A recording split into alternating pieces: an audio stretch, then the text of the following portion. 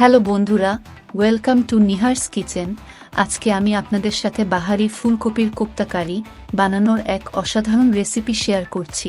আপনাদের সবার কাছে অনুরোধ, ভিডিওটি স্কিপ না করে দেখার। চলুন তাহলে রেসিপি স্টার্ট করি। বন্ধুরা, আমি এই কাঁচা বাদামগুলোকে সারা রাত পানিতে ভিজিয়ে রেখেছিলাম। এবারে এগুলোকে মিক্সারে দিয়ে গ্রাইন্ড করে নেব, তবে মিহিন পেস্ট নয়, অর্ধেক ভেঙে নেওয়ার পর্যায়ে গ্রাইন্ড করে নিতে হবে। এবারে আদা, কাঁচা লঙ্কা, রসুন, টমেটো ও তার সাথে পেঁয়াজ এগুলোকে মিক্সারে দিয়ে এবারে একটা মিহিন পেস্ট করে নেব। বন্ধুরা, এবারে ফুলকপিকে গ্রেট করে নেব, তবে এখানে আপনাদেরকে বলে দিয়ে আমি ফুলকপিকে লবণ পানিতে ভিজিয়ে রেখেছিলাম। এই পর্যায়ে পানি ঝরিয়ে নিয়েছি। এবারে ওগুলোকে ফাইনলি গ্রেট করে নেব। সাদা সর্ষে ও তার সাথে পোস্ত, এবারে এগুলোর সাথে কাঁচা লঙ্কা অ্যাড করে নিয়ে উপকরণগুলোকে মিক্সারে দিয়ে একটা মিহিন পেস্ট করে নেব। এবারে একটা পাত্রে বেটে নেওয়া কাঁচা বাদামগুলোকে রেখেছি। এবারে এর মধ্যে গ্রেট করে নেওয়া ফুলকপিগুলো অ্যাড করব। এই পর্যায়ে কুচিয়ে নেওয়া কাঁচা লঙ্কা ও তার সাথে কালো জিরে অ্যাড করলাম। এখন অল্প পরিমাণ জোয়ান অ্যাড করছি, তবে এটা আপনি আপনার উপকরণের পরিমাণ অনুযায়ী অ্যাডজাস্ট করবেন। বন্ধুরা, এবারে পাত্রের মধ্যে 1.5 টিস্পুন পরিমাণ মতন হলুদ গুঁড়ো ও তার সাথে স্বাদ অনুযায়ী লবণ দিয়ে ভালো করে একটু মিক্স করে নেব। এবারে এই পর্যায়ে আমি 7 থেকে 8 টেবিল স্পুন পরিমাণ মতন বেসন অ্যাড করছি। এই মিশ্রণের সাথে আপনারা আপনাদের আন্দাজ বুঝে অ্যাড করবেন। ভালো করে সব কিছুকে একটু নেড়ে চেড়ে মিক্স করে নিয়ে অল্প অল্প করে পানি দিয়ে একটা ঠিক মিশ্রণ তৈরি করব। দেখুন বন্ধুরা, মিশ্রণটা ঠিক এই পর্যায়ে থাকবে। এবারে এর মধ্যে আতপ চালের গুঁড়ি অ্যাড করছি। এই চাল দিয়েই আমরা পিঠে বানিয়ে থাকি। এই উপকরণটাও আপনারা আপনাদের আন্দাজ বুঝে অ্যাড করবেন। বন্ধুরা, মিশ্রণটা তৈরি হয়ে গেছে। এবারে এটাকে রেস্টে রাখবো 5 থেকে 10 মিনিটের জন্য। A few moments later. দেখুন বন্ধুরা, এই পর্যায়ে কড়াইটা গরম হয়ে গেছে। এবারে কড়াইয়ের মধ্যে 7 থেকে 8 চামচ পরিমাণ মতন সর্ষের তেল অ্যাড করছি।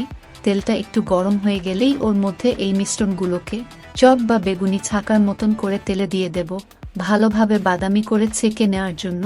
তবে বন্ধুরা, এখানে গ্যাসের ফ্লেমটা মিডিয়াম রাখবেন। দেখুন বন্ধুরা, আমাদের ফুলকপির কোফতা ছেঁকে নেওয়া হয়ে গেছে। এবারে এগুলোকে তুলে নিচ্ছি একটা অন্য পাত্রে। দেখুন বন্ধুরা, কোফতাগুলো দেখতে কত সুন্দর লাগছে, তাই না? আপনার যদি মনে হয় এমনিও খেতে পারেন, কিন্তু এখনো পুরো রেসিপি বাকি আছে বন্ধু, দেখতে থাকুন। এবারে কড়াইয়ের মধ্যে 4 টেবিল স্পুন পরিমাণ মতন সর্ষের তেল দিয়ে দিয়েছি ও তার সাথে এবারে কালো জিরে ও শুকনো লঙ্কা গুলো দিয়ে দেব। ভালো করে একটু নেড়ে চেড়ে নিয়ে এবারে কড়াইয়ের মধ্যে টমেটো, কাঁচা লঙ্কার পেস্টটা দিয়ে দিচ্ছি। দেখুন বন্ধুরা, টমেটো পেস্টের মধ্যে থেকে তেল ছেড়ে দিয়েছে। এই পর্যায়ে আমি সর্ষে পোস্তর পেস্টটাও দিয়ে দিলাম কড়াইতে, দিয়ে পুরো মিশ্রণকে ভালো করে কষিয়ে নেব কিছু সময়ের জন্য। দেখুন বন্ধুরা, এবারে মশলার থেকে তেল ছাড়া শুরু হয়ে গেছে। ঠিক এই সময় পর্যন্ত কষিয়ে নিতে হবে মশলাটাকে। এবারে কড়াইয়ের মধ্যে স্বাদ অনুযায়ী লবণ ও তার সাথে অল্প পরিমাণ হলুদ গুঁড়ো এবং লাল লঙ্কার গুঁড়ো অ্যাড করছি।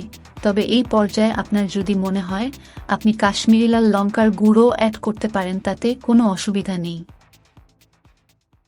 বন্ধুরা, এবারে ফুলকপির কোফতাগুলো দিয়ে দিচ্ছি কড়াইয়ের মধ্যে, ভালো করে মিক্স করে নেব। দিয়ে এই পর্যায়ে গরম পানি অ্যাড করছি।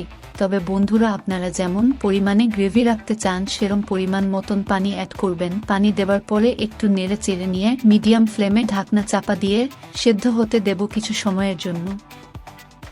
A few inches later. এবারে ঢাকনা খুলে নিলাম, আর কোফতাগুলো ভালোভাবে সেদ্ধ হয়ে গেছে। এবারে অল্প পরিমাণ মতন গরম মশলা অ্যাড করছি, দিয়ে আবারও ঢাকনা চাপা দিয়ে দেব। পরিবেশন করে নিয়েছি আমাদের বাহারি ফুলকপির কোফতা কারি, একদম তৈরি সার্ভ করে নেয়ার জন্য। তা আপনারা নিশ্চয়ই দেখতে পেলেন এটা বাড়িতে বানানো কতটা সহজ। বন্ধুরা, আপনাদের কাছে রিকোয়েস্ট রইল এটা বাড়িতে একবার ট্রাই করে দেখার। ও তার সাথে আরও একটা রিকোয়েস্ট রাখছি, যদি এই ভিডিওটা বা আমার চ্যানেলের অন্য কোনো ভিডিও ভালো লেগে থাকে আপনাদের, দেন প্লিজ ডু সাবস্ক্রাইব। আর প্রত্যেকবার আমার রান্না পোস্ট করার সাথে সাথে সেই রেসিপি আপনি পেয়ে যাবেন। আশা করি আপনাদের কাছ থেকে এইটুকু সাপোর্ট নিশ্চয়ই পাবো। এছাড়াও যারা আমার রান্না নিয়মিত দেখেন বা যারা অলরেডি সাবস্ক্রাইব করে রেখেছেন তাদেরকে জানাই অসংখ্য ধন্যবাদ। ভালো থাকবেন, সুস্থ থাকবেন। আল্লাহ হাফিজ।